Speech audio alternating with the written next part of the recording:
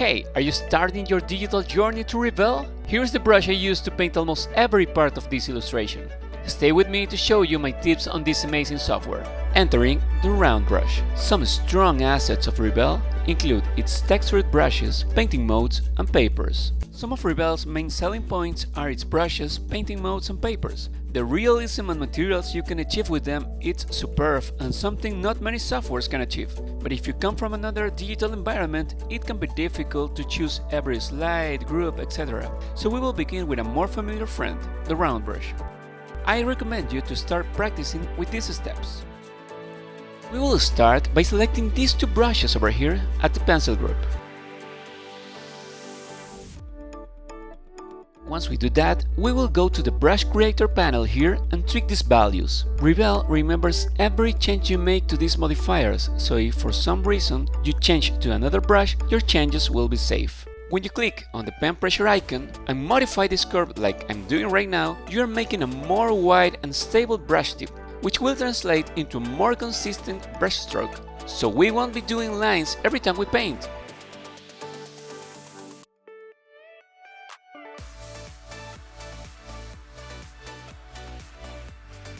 Also, be sure to increase the max brush size, otherwise your brushes in Rebelle won't be as big as you may want.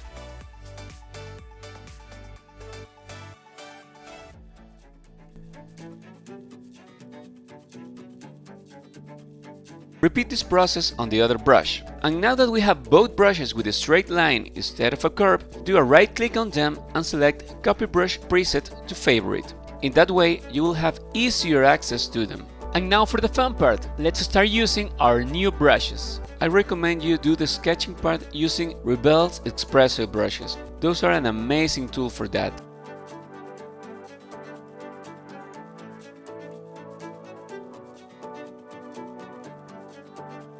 Once my sketch is done, I use the selection tool to do something called the flat colors. It's a painting technique when you want to separate every part of the illustration prior to giving the light and shadows. It's not the final color scheme, so feel free to experiment here with the colors.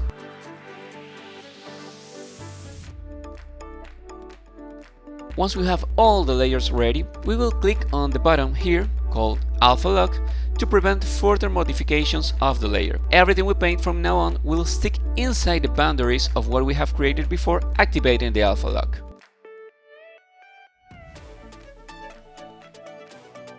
Now this is a cool trick for the light. If you're looking for a diffuse and subtle light, start with a soft edge brush.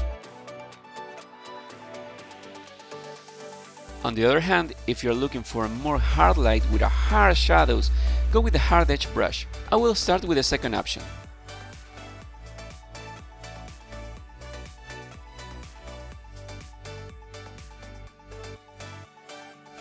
I recommend using your brush with paint mode by pressing number 1 on your keyboard, and then when your colors are all set on your canvas, switch to paint and blend by pressing 3 on your keyboard.